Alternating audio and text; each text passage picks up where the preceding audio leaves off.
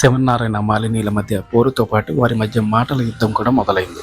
రాత్రి ప్రసారం కాబోయే ఎపిసోడ్లో ఏమైందంటే, కొనేవాడికి అవసరం, అమ్ముడుపోయేవాడికి అవకాశం, అమ్ముడుపోయేవాడు ఉండిపోతాడు, ఇందులో సిగ్గుపడాల్సిందేం లేదు అని శివనారాయణతో అంటుంది మాలిని. నా దగ్గర నీ డబ్బుకు అమ్ముడుపోయేవాళ్ళు లేరు, ఎవరిని నీ డబ్బుతో కొనలేవు, పోయి మీ మామగారితో చెప్పుకోపోవు అంటాడు శివనారాయణ. అందరూ మంచివాళ్ళు ఉండరు కదా బాబాయ్, సరే పోటీకి టైం అవుతుంది పదండి వెళ్దామని అంటుంది మాలిని. ఇక పారిజాతం, మనం వేసిన ప్లాన్లు అన్నీ బెడిసి కొడుతున్నాయి, ఇప్పుడు మనం ఎలా గెలుస్తామో అని జోష్నతో అంటుంది. దీనివల్ల సూరజ్ గడి ఎలాంటి వాడో తెలిసింది కదా, చూద్దాం పదా అంటుంది జోష్న.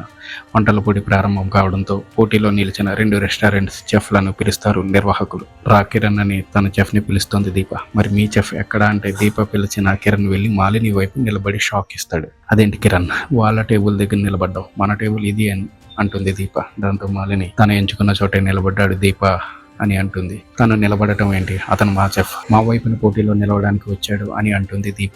ఆ మాట నువ్వు కాదు అతను చెప్పాలి అని అంటుంది మాలిని.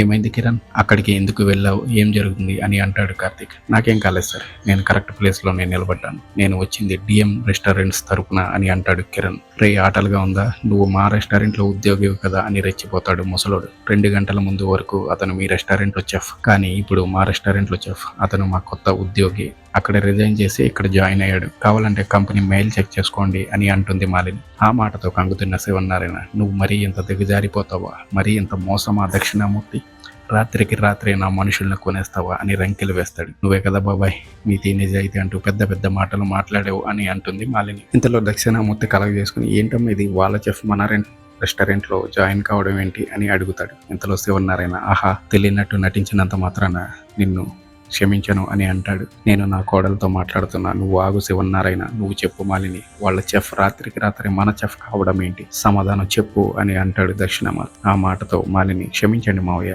మీకు ముందు చెప్పాల్సింది, కానీ రాత్రి ఈ చెఫ్ నాకు ఫోన్ చేసి మా రెస్టారెంట్లో జాయిన్ అవుతానని అన్నాడు. నాకు నిజంగానే చెఫ్ అవసరం ఉంది, జోష్న రెస్టారెంట్ పేరు చెప్పగానే తీసుకోవాలని అనుకున్నాను, పైగా అగ్రిమెంట్ కూడా ఏం లేదన్నాడు, పైగా మీరు అతన్నే పోటీకి దింపుతారని నాకేం తెలుసు అని అంటుంది మాలిని. దెబ్బ అదుర్స్ కదా, మనం చేయాల్సిన పని మాలిని చేసిందంటూ చంకలు గుద్దేసుకుంటారు పారు జోష్నలు.